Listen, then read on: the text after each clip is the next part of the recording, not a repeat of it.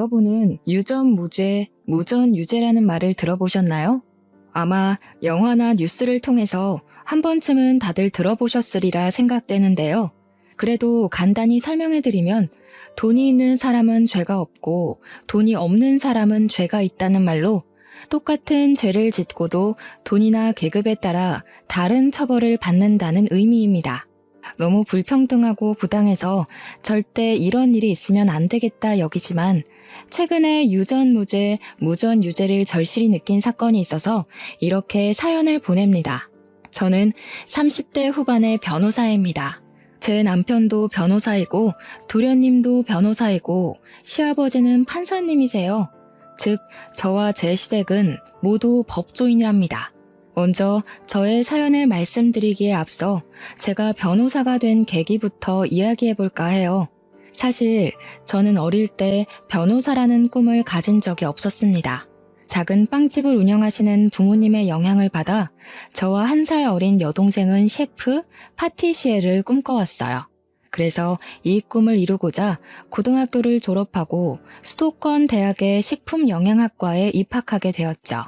캠퍼스의 낭만에 흠뻑 젖어 인생에서 가장 아름다운 날들을 살아가리라 다짐하던 20살의 어느 봄날, 강의를 듣다가 청청병력 같은 소리를 들었습니다. 당시 19살 고3이었던 여동생이 편의점에서 맥주를 훔치다가 걸려서 편의점 점장이 거액의 합의금을 요구하고 있다는 거예요. 저는 깜짝 놀라 강의 중간에 바로 나와 집으로 갔습니다. 집에 가보니 여동생은 부모님 앞에서 무릎을 꿇고 빌고 있었고 부모님은 화가 많이 나신 상태였어요. 그런데 저는 뭔가 조금 이상했습니다.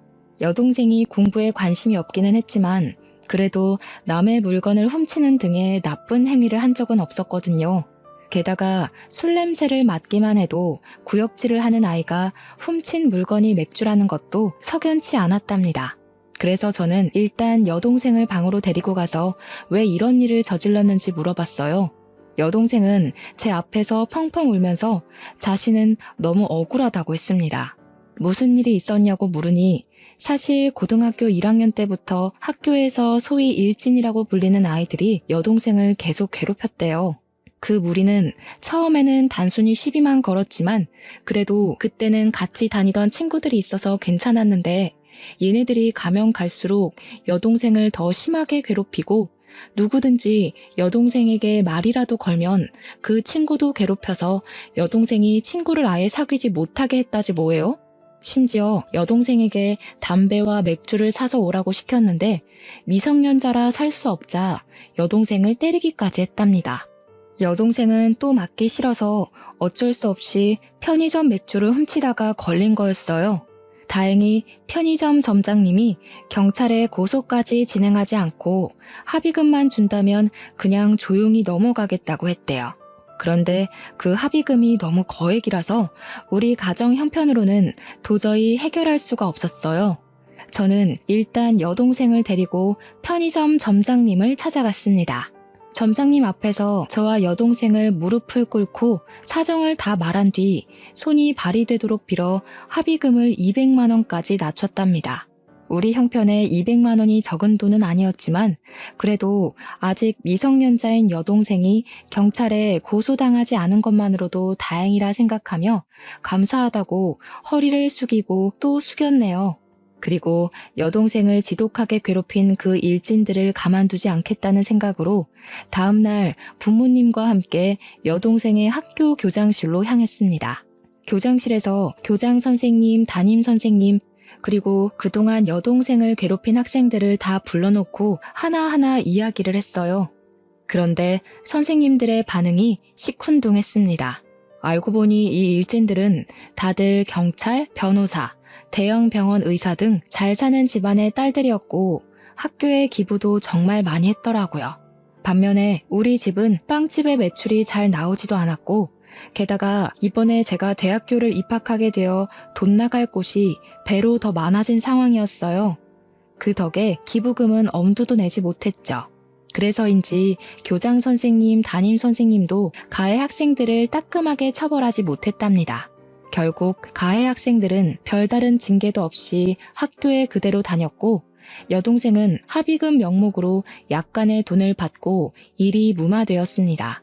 그 뒤로 가해 학생들은 제 동생을 돈 없는 빵집 딸이라고 폭행하며 더 심하게 괴롭혔고, 여동생은 그 괴롭힘을 이기지 못해 고3 여름방학을 앞두고 자퇴를 하게 되었어요. 괴롭힘에 지쳐서 쫓겨나듯이 고등학교를 자퇴한 동생을 보며 저는 지금 제가 한가하게 캠퍼스의 낭만을 꿈꾸며 살 주제가 안 된다는 생각이 들었습니다.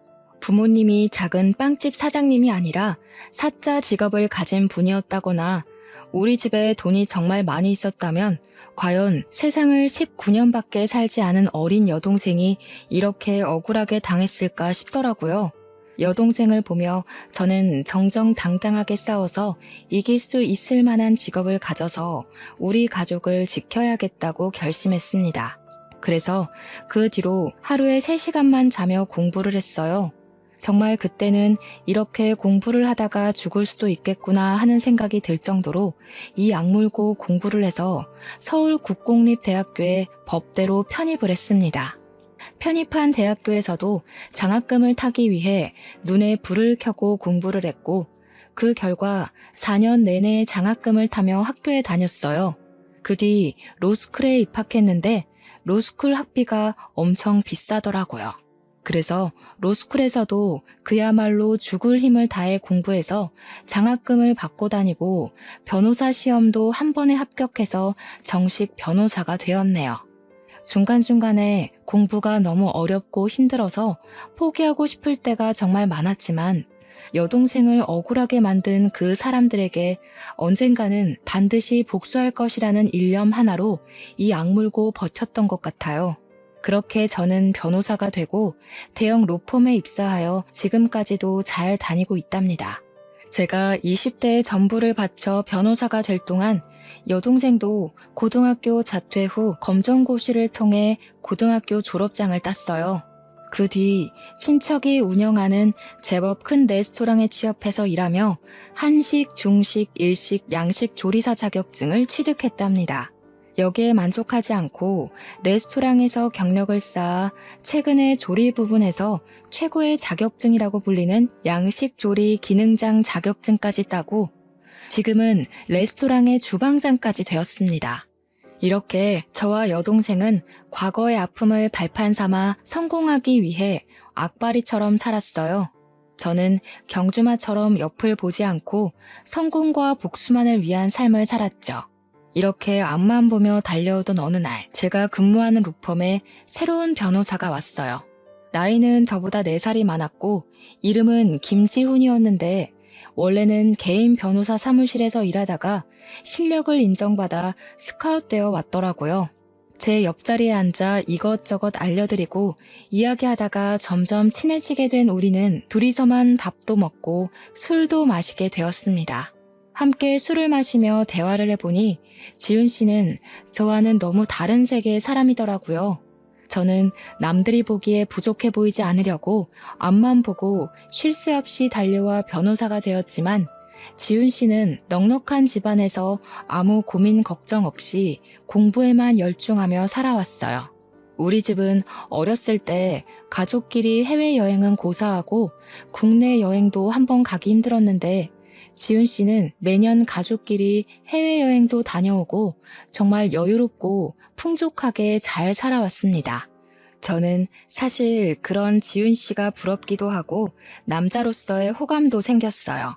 하지만 너무 우리 집과는 차이가 크게 나서 사귀고 결혼한다는 것은 아예 꿈도 꾸지 않았습니다. 그런데 지훈 씨가 자꾸 제게 호감을 보이고 만나자고 하는 것이 아니겠어요?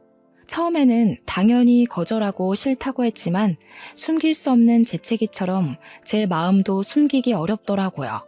결국 우리는 연인이 되었고 점점 깊은 사이가 되어 결혼에 관한 이야기도 나누게 되었습니다.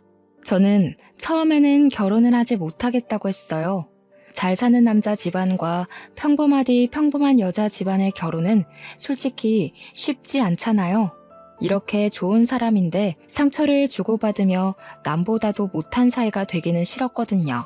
하지만 지훈 씨는 나에게 자꾸 결혼하고 싶다는 뜻을 내비쳤고 저는 어쩔 수 없이 우리 집 사정에 관해서 얘기했습니다. 저는 우리 집이 잘 살지 못하니 예단이며 혼수도 원하는 만큼 준비하지 못할 것이고 우리 친정에서 결혼에 대한 지원은 한 푼도 없을 것이라고 했죠. 지은 씨는 그게 뭐 어떠냐고 하며 집안이나 배경이 아닌 저 자체가 좋아 결혼하고 싶다고 하더라고요. 그리고 바로 지은 씨는 우리 집으로 가서 친정 부모님께 정식으로 인사를 드렸습니다. 부모님은 저와 지은 씨가 서로 좋다면 결혼에 반대하지는 않겠지만 집안 형편이 차이가 너무 나서 저를 좋아하실지 모르겠다고 걱정하셨어요. 그래서 일단 지은 씨 부모님을 만나 뵙기로 하였습니다. 일주일 뒤 지은 씨 집을 방문하기로 약속한 날이 되었어요. 지은 씨는 흔하디 흔한 빌라에서 사는 저와는 달리 제법 규모가 있는 마당 딸린 주택에서 살고 있더라고요. 지은 씨는 대문에서부터 잔뜩 긴장해 있는 저의 손을 꼭 잡고 같이 들어갔습니다. 그때 그 손이 얼마나 따뜻하고 힘이 되는지 아직도 그때 제 손에 있던 촉감을 잊을 수가 없네요.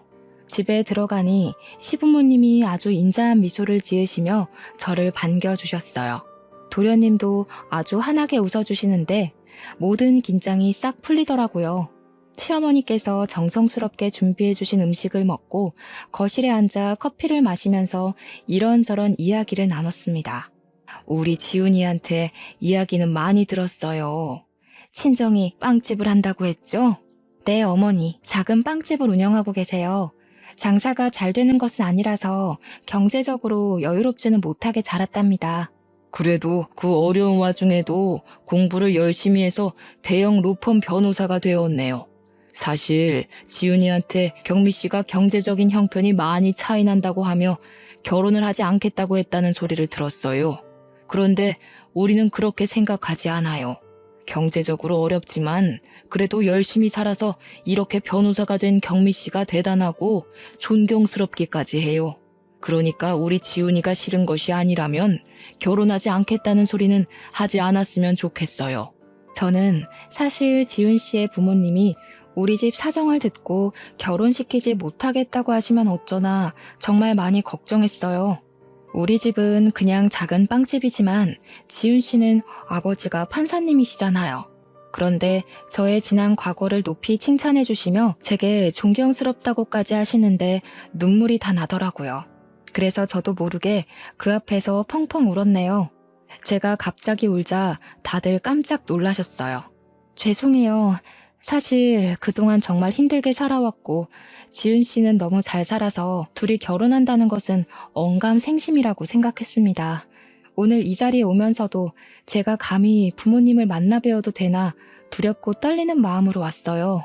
그런데 이렇게 부족한 저를 따뜻하게 맞이해 주시고 저를 좋게 봐주셔서 정말 몸둘 바를 모르겠어요. 너무 감사합니다. 지은 씨는 우는 저에게 휴지를 건네주고 시어머니는 우는 저를 꼭 안아주며 그동안 정말 고생 많았다고 했습니다. 그러면서 아들만 있는 시어머니의 딸이 되어달라고 하셨어요. 저는 눈물을 흘리며 알겠다고 했고 지은 씨와 결혼을 약속했습니다. 그날 이후 우리의 결혼 준비는 아주 빠르게 진행되었어요. 예물, 예단, 혼수 다 필요 없다고 하시고 사무실 근처에 좋은 집도 마련해 주셨습니다. 그렇게 우리는 싸움 한 번 없이 결혼까지 하게 되었답니다. 결혼 후 남편과 행복하게 살고 있던 어느 날이었어요. 도련님이 결혼하고 싶은 여자가 생겼다며 시부모님께 정식으로 인사드리기 전에 저희 부부에게 먼저 소개하고 싶다는 거예요. 그래서 우리는 여동생이 근무하고 있는 레스토랑에서 보기로 약속을 정했습니다. 공부만 하느라 여자에는 관심이 하나도 없다던 도련님이 갑자기 결혼하고 싶다며 여자를 소개한다니 너무 기대되었어요. 우리 부부는 설레는 마음으로 레스토랑에 먼저 가서 자리를 잡았습니다. 잠시 뒤 도련님과 예비동서가 함께 들어오는데 예비동서의 얼굴이 되게 낯익더라고요. 그냥 누구와 닮은 정도가 아니라 분명히 어디서 본 얼굴인데 전혀 기억이 나지 않았습니다. 궁금한 마음을 뒤로하고 일단 예비 동서와 간단히 인사를 나눈 후 자리에 앉아 음식이 나오기 전까지 대화를 나눴어요. 저의 예비동서 이름은 최수진이고 얼굴이 참 예쁘고 말도 잘했답니다. 게다가 집안도 꽤 부유했고 아버지는 경찰 간부이셨죠. 얼굴, 집안, 말투 다 좋았는데 무엇보다 더 좋아 보였던 것은 예비동서가 도련님을 정말 사랑하는 것 같습니다. 정말 눈에서 꿀이 뚝뚝 떨어진다는 것이 이런 거구나 싶을 정도로 도련님을 사랑스럽게 보더라고요. 도련님 역시 그런 예비동서를 보며 그저 해맑게 웃었습니다. 저와 남편은 행복에 겨운 두 사람을 보며 생전 여자는 모를 것 같던 도련님이 정말 여자를 잘 만났다고 생각했죠.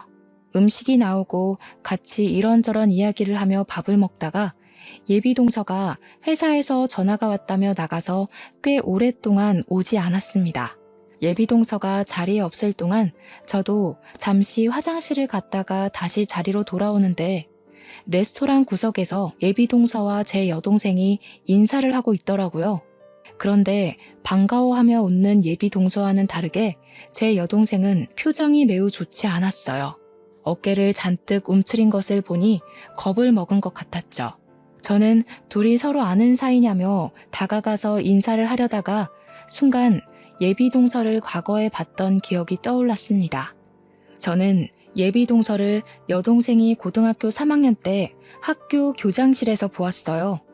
예비동서는 제 여동생을 지독하게 괴롭혔던 일진 무리 중 하나였던 것이었는데 예비동서가 성형하는 바람에 제가 바로 알아보지 못했던 거였어요. 저는 이제 청소년도 아니고 성인인데 생각이 있으면 여동생에게 해코지는 하지 않을 것이라는 생각에 못 본 척하고 자리에 돌아왔습니다. 제가 자리에 앉고 얼마 지나지 않아 예비동서도 오더라고요. 저는 계속 예비동서에 대해 모른 척하고 이야기를 나눴습니다. 이야기하는데 처음에는 예쁘게 보이던 예비동서의 얼굴이 여우 같아 보이고 가식적으로 보이기 시작하더군요. 여동생을 사악하고 짓궂게 괴롭히던 얼굴이 생각나 괴로웠습니다. 점점 표정이 굳어가는 제 모습을 보며 예비동서가 괜찮냐고 물었지만 저는 그냥 계속 별다른 말 하지 않고 오늘은 몸이 좋지 않으니 다음에 더 친해지는 기회를 만들자고 하며 서로 연락처를 주고받았네요.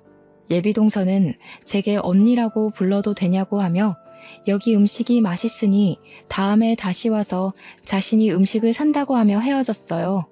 그렇게 헤어지고 집에 가는 길에 여동생에게 전화했어요. 그리고 여동생에게 아까 레스토랑에서 봤다고 하며 혹시 예비동서가 일진 무리 중에 하나가 맞냐고 물으니 역시 맞다고 하더라고요. 저는 착하고 순진한 도련님이 그런 나쁜 여자와 결혼하게 둘 수는 없어서 남편에게 이 모든 사실을 이야기했습니다. 그날 밤 남편은 도련님을 따로 다시 만나서 모든 사실을 이야기했어요. 도련님은 남편의 말을 다 듣고도 너무 착하고 여린 사람인데 그럴 리가 없다면서 저와 여동생이 오해한 것이라고 말을 했대요. 저는 어떻게든 이 결혼을 뜯어 말리고 싶었습니다. 제 여동생은 고등학교를 자퇴하고 10년이 지난 지금까지도 그때의 기억 때문에 괴로워하고 밤마다 악몽까지 꾸고 있었거든요.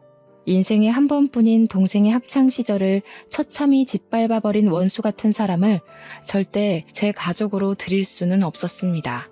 그래서 저는 예비동서가 학교폭력 가해자라는 확실한 증거를 찾아야겠다고 생각했어요. 먼저 예비동서의 SNS를 찾아내어 과거의 사진이 있는지 확인했습니다. 하지만 예비동서의 SNS에는 딱히 증거가 될 만한 사진이 보이지 않더군요. 그래서 예비동서 지인들의 계정을 타고 들어가 보니 예비동서의 친구가 고등학교 시절을 추억하며 올린 사진이 있었답니다. 노래방에서 찍은 사진이었는데 다들 교복을 입었고 테이블에는 맥주가 가득했어요. 그리고 예비동서와 그 일진 무리 옆에는 제 여동생이 겁에 질린 채 찍혀 있더라고요. 아마 자기들끼리 찍으려고 했다가 우연히 여동생이 찍힌 것 같았어요. 저는 이 사진을 나중에 요긴하게 사용하기 위해 사진을 캡처해서 제 핸드폰에 저장했습니다. 다음날 저는 예비동서에게 연락해서 이렇게 가족이 된 것도 인연인데 여자들끼리 따로 만나서 맛있는 음식 먹자고 했어요. 다행히 예비동서는 그날 저녁에 별일 없다며 바로 만나자고 하더라고요. 저는 혹시나 하는 마음에 소형 녹음기를 하나 장만해서 예비동서와의 모든 대화 내용을 녹음하기로 했어요. 퇴근 후 예비동서를 만나 이런저런 이야기하다가 고등학교를 어디 졸업했냐고 물으니 역시 여동생이 다녔던 고등학교를 이야기하더라고요. 저는 고등학교 시절 이야기를 하는 예비동서에게 어제 SNS에서 찾아낸 사진을 보여주었습니다. 사실 어제 SNS를 보다가 이런 사진을 봤어요. 앞으로 가족이 될 사이인데 확인을 해봐야 할 것 같아서요. 아니, 이 사진이 어떻게 언니 핸드폰에 있어요? 그런데 기분이 좀 그러네요. 도련님하고 결혼한다고 제 뒷조사하는 거예요? 제가 무슨 범죄라도 저질렀을까 봐요? 뭔가 취조당하는 기분이네요. 취조가 아니라 그냥 결혼 전 확인하는 것이죠. 그리고 어차피 남들 다 보라고 SNS에 사진을 올리는 건데 이거 한번 찾아봤다고 그렇게 기분이 상할 일인가요? 나 참 어이가 없어서. 그래서 지금 이렇게 나한테 따지듯이 이야기하는 이유가 뭔데? 변호사라고 해서 마음대로 이렇게 사람 뒷조사해도 되는 거야? 자신의 과거를 들킨 예비동서는 처음에는 꼬박꼬박 존댓말을 쓰다가 제게 반말을 쓰며 화를 내기 시작했어요. 저는 그런 예비동서에게 지지 않고 같이 맞받아치며 본인이 과거에 한 일을 스스로 실토하도록 하나하나 캐묻기 시작했습니다. 따지는 게 아니라 지금 옆에 있는 이 친구가 겁에 질려서 이러고 있으니 이상해서 그러지. 그리고 어디다 대고 지금 반말이야? 내가 너보다 나이 훨씬 많아.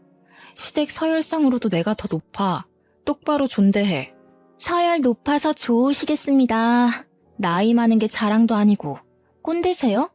무슨 과거 취조하겠다고 난리야. 그래서 이 친구가 그렇게 궁금하다는 거지? 얘 내 똘만이었어. 얘네 부모님이 지지리도 맛없는 빵이나 만드는 빵집 딸이었거든. 그래서 내가 얘 빵집 딸이니까 빵 셔틀 엄청나게 시켰지. 내가 사실은 고등학교 때 학교에서 이름 좀 날렸답니다. 그러니까 언니도 조심해. 아직 내 친구들 무시무시하다. 괜히 시부모님이랑 내 남편한테 까발리지 말고 그 입 딱 다물고 있어요, 언니. 안 그러면 이 사진 속에 있는 친구들 싹 다 불러서 언니 가만두지 않을 테니까. 알겠죠? 예비동서는 아직도 자신이 미성년자인 줄 아는지 정신을 차리지 못하고 저에게 살벌하게 협박을 하더라고요. 저는 이 모든 내용을 다 녹음을 했습니다. 그날 예비동서와 헤어지고 나서 도련님과 남편을 만나 제가 녹음한 내용을 들려주었죠. 도련님은 매우 충격을 받아 아무 말도 하지 못하고 계셨어요. 왜 아니겠어요. 도련님 인생에 처음으로 사랑한 여자였는데 그 여자의 실체가 일진이었다니 충격이 아주 크실 만도 했죠. 그렇게 일주일 정도가 지났습니다. 사무실에서 일하고 있는데 여동생이 울면서 전화가 왔습니다. 예비동서가 그때 자신을 괴롭혔던 일진 무리와 함께 레스토랑으로 찾아왔다는 거예요. 식당에 와서 자신이 결혼하니 돈을 달라고 협박하고 돈이 없다고 하자 단체로 폭행을 했다는 거 있죠. 왜 가만히 맞고만 있었냐고 하니 여동생은 고등학교 시절에 너무 호되게 당해서 얼굴만 봐도 너무 무섭다는 거예요. 그래서 제가 그럼 차라리 숨어있지 그랬냐고 했는데 그렇지 않아도 일진 무리가 레스토랑에 온 것을 보고 주방에서 나오지 않고 있다가 2시간 정도 후에 당연히 갔을 줄 알고 음식물 쓰레기를 버리러 뒷문으로 나갔대요. 그런데 하필이면 그 뒷문 쪽에 예비동서와 일진 무리가 있었다지 뭐예요? 여동생은 혼자였고 예비동서는 무리지어 있었으니 속수무책으로 당했다고 하더라고요. 저는 너무 화가 나서 바로 고소를 하려다가 도련님과 시부모님에게 확실히 예비동서의 실체를 알려주기로 했어요. 일단 정확한 증거 확보를 위해 동생이 폭행당한 곳으로 갔어요. 다행히 동생이 폭행당한 장소에 레스토랑에 CCTV가 있었고 근처에 주차된 자동차도 있더라고요. 바로 레스토랑의 사장님인 사촌에게 부탁해서 CCTV와 자동차 블랙박스 영상을 확보했습니다. CCTV와 블랙박스를 보니 아주 가관이더라고요. 이 영상만 보아도 특수 폭행죄로 실형을 살 수 있는 상황이었습니다. 이렇게 모든 증거를 확보 후 여동생을 데리고 병원에 가보니 전치 2주가 나왔어요.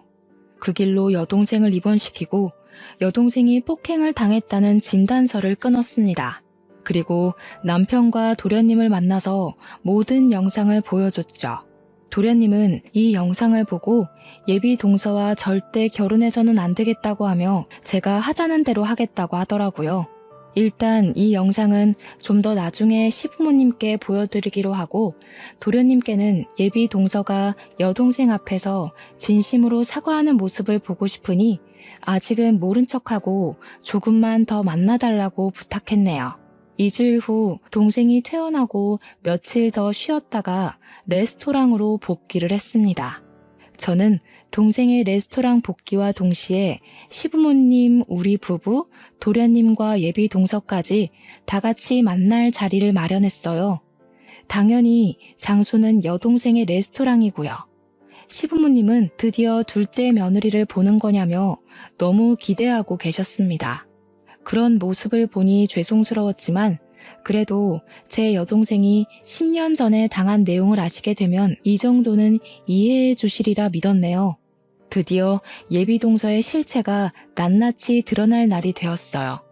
저와 시댁 식구들 그리고 예비 동서까지 한자리에 모였죠.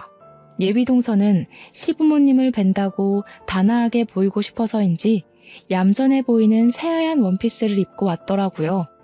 모두가 자리에 앉아 음식 주문을 하니 여동생이 식전 수프를 직접 들고 저희 테이블로 왔어요.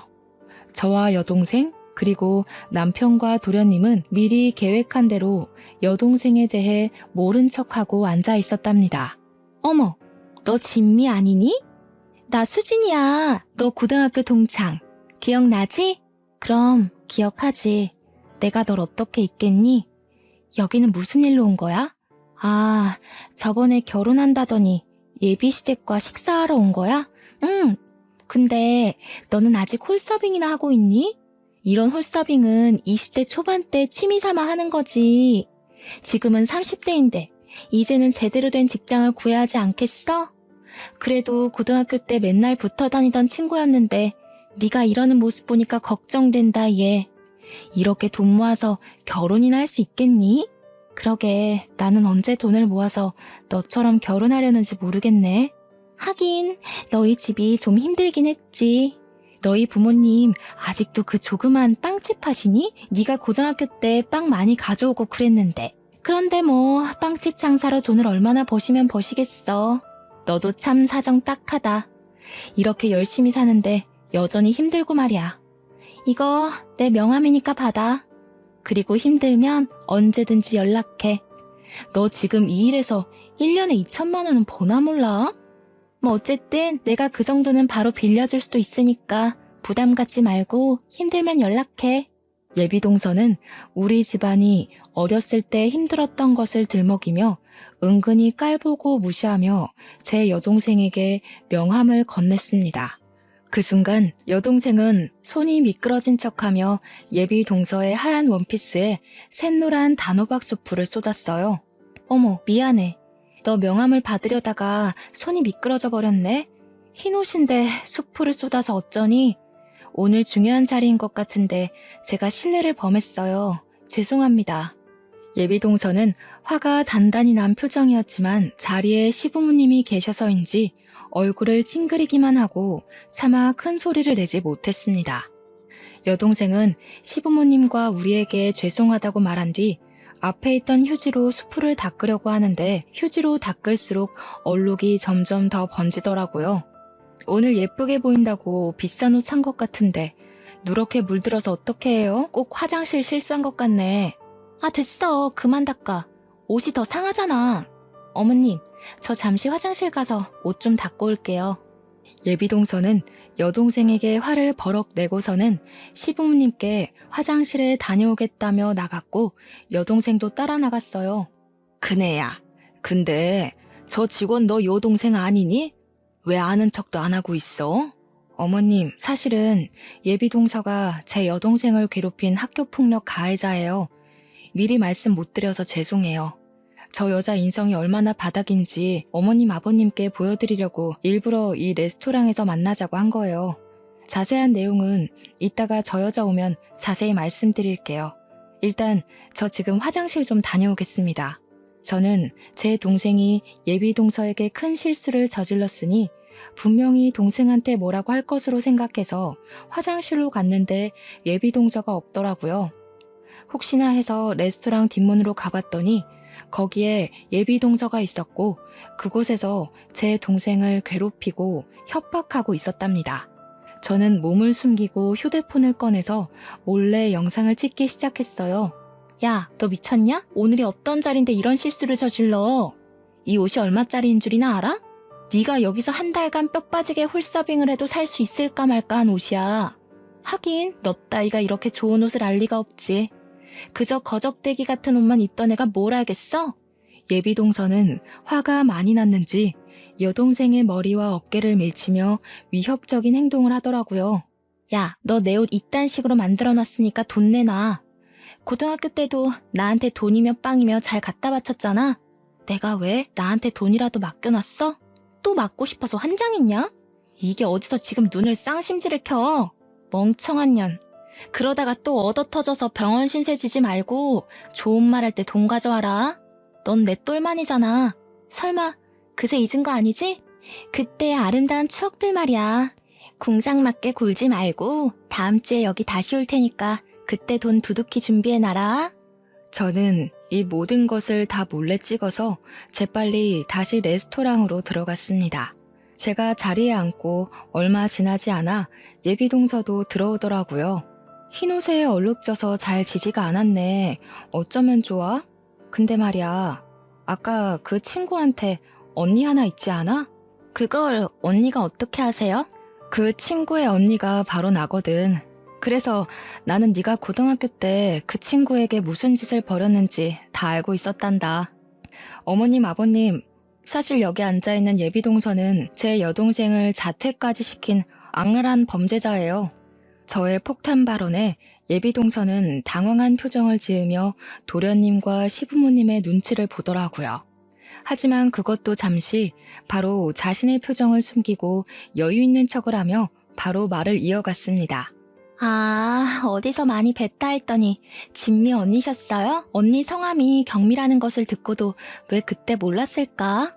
언니 반가워요. 근데 그래봤자 10년 전 이야기이고 철없는 고등학교 시절 친구들과 장난친 것뿐인데 그거 가지고 너무 진지하게 그러시네. 솔직히 언니도 고등학교 시절 때 친구들이랑 장난치고 그러지 않았어요? 저는 그냥 장난을 친 건데 언니 동생 진미가 멘탈이 워낙 약해서 그렇게 자퇴한 거를 왜 제 탓을 하세요? 그렇게 따지면 저도 참 억울합니다. 과연 그냥 장난이었을까? 그럼 방금 레스토랑 뒷문에서는? 그것도 설마 장난친 거니? 뒷문이요? 전 그냥 화장실 가서 언니 동생이 제 옷에 쏟은 수프 닦고 왔는데요. 네가 화장실만 가서 수프만 닦고 왔다고? 내가 이 두 눈으로 똑똑히 본 게 있는데? 어머니 아버지 놀라지 마세요. 방금도 레스토랑 뒷문에서 제 여동생을 협박하고 있더라고요. 제 말이 믿기지 않으시면 제가 방금 찍은 영상 보여드릴게요. 저는 제가 찍은 영상을 시부모님께 보여드렸습니다. 영상을 보니 얼굴은 잘 나왔는데 자동차가 지나가는 소리 때문에 대화한 내용은 잘 들리지 않더라고요. 하지만 예비 동서가 동생의 얼굴과 어깨를 밀치는 장면은 확실히 찍혀 있었고 누가 봐도 예비 동서가 여동생을 협박하는 것으로 보였죠. 이 영상을 보신 시부모님께서는 깜짝 놀라셨습니다. 아니, 어떻게 사람이 이렇게 앞과 뒤가 다를 수가 있니? 게다가 학교 폭력이라니. 법조인 집안에서 학교 폭력 가해자를 며느리로 들일 수는 없다. 너네 아버지가 경찰 간부라 그래서 좋은 집안인 줄 알았는데 아주 형편없는 집안이었구나. 아버님, 오해세요. 아까는 진미가 자꾸 저한테 미안하다고 돈을 준다고 해서 그런 거예요. 친구 사이인데 이런 일로 돈을 받기 좀 그렇잖아요. 사실 진미가 학교 다닐 때 집안 형편도 어려운데 제게 자꾸 돈이며 먹을 것을 가져다 줘서 이번에도 그럴까봐 일부러 세게 행동한 거예요. 그리고 저는 맹세코 진미를 고등학교 때 괴롭힌 적이 없어요. 오히려 진미가 친구들에게 당하고 있어서 제가 도와줬어요. 제발 믿어주세요. 언니, 제가 싫으면 싫다고 말씀하시지. 왜 이렇게 저에 대해 모함을 하세요? 모함? 내가 진짜 기가 막혀서 말이 다 나오지 않네. 내가 그럴 줄 알고 다른 것도 준비했어. 아버님, 어머니. 사실 저와 예비동서는 저번에 둘이서만 따로 본 적이 있어요. 그때 대화 내용을 녹음했는데 한번 들어보세요. 저는 예전에 예비동서와 둘이 대화한 내용을 들려드렸어요. 제 여동생에게 똘만이라 하고 자신이 고등학교 때 빵 셔틀도 시켰다고 하며 시댁 식구들에게 이 사실을 말하면 가만두지 않겠다고 협박하는 내용이 다 그대로 녹음되어 있었죠. 그리고 저는 홀에 있는 직원분께 이 레스토랑의 주방장님을 잠깐 불러달라고 했습니다. 저는 분명 주방장이라고 했는데 여동생이 나오니 예비동서가 당황하더라고요. 야, 네가 여기 왜 나와? 네가 주방장이라도 돼? 이 나이 먹고 홀서빙이나 하는 주제에. 홀서빙? 나 사실 여기 레스토랑 주방장이야. 내가 너한테 그렇게 당하고 억울하고 분해서 이 악물고 일하고 공부했어. 그리고 우리 언니도 너 때문에 분하고 원통해서 죽을 만큼 공부해서 대형 로펌 변호사가 됐단다. 어찌됐든 네 덕분에 우리 가족 이렇게 성공했네. 눈물이 나게 고맙다. 난 그래도 네가 이제 성인이 됐으니 정신을 차렸을 줄 알았는데 아니었네. 감히 우리 여동생을 10년 전에 괴롭혀서 학교 자퇴하게 하고 지금은 또 협박에 폭행까지 해? 인생은 실전이야, 멍청한 년아. 내가 그동안 너의 모든 행적 하나도 빠짐없이 차근차근 모아놨거든? 너 내 손으로 반드시 감옥 보낼 거니까 딱 기다려라. 저와 여동생은 이전에 동생이 폭행당한 날 확보했던 CCTV, 블랙박스 동영상, 그리고 오늘 찍은 휴대폰 동영상의 녹취록까지 모든 자료를 들고 경찰서로 향했어요. 그리고 예비동서를 폭행과 협박죄로 고소했죠.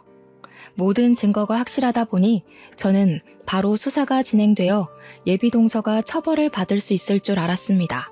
그러나 예비동서의 아버지가 경찰 간부라 그런지 제 동생이 19살일 때처럼 그냥 조용히 넘어갈 조짐이 보이더라고요. 하지만 이번엔 가만히 두지 않았습니다.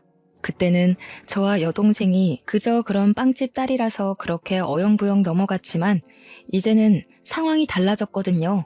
저는 대형 로펌 변호사가 되었고 제 시댁은 법조인 집안에 시아버지는 판사님이잖아요. 시아버지와 남편이 약간의 압력을 가하니 어쩔 수 없이 수사가 바로 진행되더라고요. 결국 예비동서는 자신이 그토록 사랑했던 도련님 앞에서 수사를 제대로 당했답니다. 예비동서뿐만이 아니라 그때 함께 여동생을 괴롭혔던 일진무리도 다들 소환되었어요. 게다가 이번 폭행 사건뿐 아니라 과거 학교에서 괴롭힌 내용까지 정상 참작되어 가중처벌까지 가능해졌습니다. 아직은 수사 중이라 판결이 나지 않았지만 우리는 예비동서와 그 무리가 어떤 요구를 해도 절대 합의를 해주지 않을 것이랍니다. 제 하나뿐인 동생의 학창시절을 암흑 속에 던져넣었는데 그들이 10억, 100억을 준다 해도 용서하지 못하겠어요. 그 뒤로 시부모님은 도련님을 하마터면 이혼남으로 만들 뻔했는데 지혜로운 며느리 덕에 피했다고 하며 고마워하셨어요. 그리고 시아버지는 제 여동생이 정말 고생이 많았다고 하시며 또 다른 학교폭력 피해자가 생기는 것을 막기 위해 학교폭력 관련 법률 상담을 무료로 해주시고 계십니다. 바쁘신데 힘드시지 않냐고 여쭸더니 10년 전 저와 여동생처럼 돈이 없고 법을 알지 못해 고통받는 어린 학생들을 생각하면 힘든 줄도 모르겠다고 하시며 잠을 줄여서라도 돕고 싶다고 하셨어요. 저와 남편 역시 그런 시아버지를 도와 함께 무료 상담을 하고 있답니다. 그리고 제 여동생은 식당에서 더 열심히 일에 매진하며 본인의 커리어를 높이는 데 힘쓰고 있습니다. 여동생은 바쁜 와중에도 틈틈이 저의 시아버지를 도와 학교 폭력을 당한 학생들의 이야기를 들어주고 있어요. 여동생이 19살 때 왕따 당하는 자신이 너무 부끄러워서 저와 부모님께도 이 사실을 말할 수가 없었고 도움을 요청할 수도 없었대요. 그래서 그들이 더 악랄하게 자신을 괴롭혔던 것 같다며 지금 학교 폭력을 당하는 학생들도 분명히 같은 마음일 테니 그들의 언니와 누나가 되고 싶다고 하더라고요. 그들의 이야기를 들어주는 여동생의 옆에서 지켜보니 학교 폭력 피해자들이 누군가가 자신의 편이 되어주고 억울한 사연을 마음을 다해 들어주는 것만으로도 크게 밝아지는 모습을 볼 수 있었답니다. 그래서 저도 이 아이들에게 힘이 되고자 최선을 다해 도와주고 있어요. 도련님은 인생의 첫 여자에게 큰 상처를 받고 그 뒤로 일에만 열중하고 있습니다. 아직 많이 힘들어하고 계셔서 저와 남편이 도련님과 같이 말동무도 하고 술친구도 되어주고 있어요.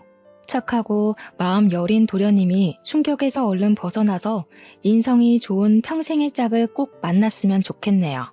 이번 일을 겪으면서 느낀 점이 하나 있어요. 제가 20살 때는 돈도 없고 정말 아무것도 없는 너무 평범한 집안이라 이들에게 그저 당하기만 했지만 이제는 변호사가 되고 주변에 법조인들이 있으니 같은 상황에서 다른 결과가 나오는 것을 두 눈으로 똑똑히 보게 되었습니다. 예전에는 돈이 없기만 해서 그냥 그런가 보다 하고 살았는데 약간의 돈과 권력이 생기니 확실히 달라지기는 하네요. 사회가 많이 달라졌다고는 하지만 아직은 유전무죄, 무전유죄가 통하는 세상이라는 것을 확인하니 뭔가 씁쓸하더라고요. 사실 제가 변호사가 되게 된 계기가 정의를 위해서가 아니라 단순히 약간의 힘과 권력을 얻기 위해서였잖아요. 하지만 제가 이런 일들을 겪고 나니 다양한 이유로 억울한 사람들을 위해 정말 정의로운 변호사가 되도록 노력해야겠다는 생각이 드네요. 그리고 많이 부족하지만 저를 며느리로 받아주시고 지금까지 시집살이 한번 시키시지 않은 우리 시부모님께 진심으로 감사하다는 말 꼭 드리고 싶네요. 제가 변호사가 되었지만 판사의 신 시아버지의 입김 아니었으면 이렇게까지 하지는 못했을 거예요. 마지막으로 말하지 못할 사정으로 힘든 길을 걷고 계시는 분이 계신다면 저와 동생의 이야기를 통해 위로와 용기를 얻으셨으면 좋겠습니다. 저 역시 힘든 분들에게 힘이 되는 변호사가 되고자 노력하겠습니다. 저의 이야기 들어주셔서 감사합니다.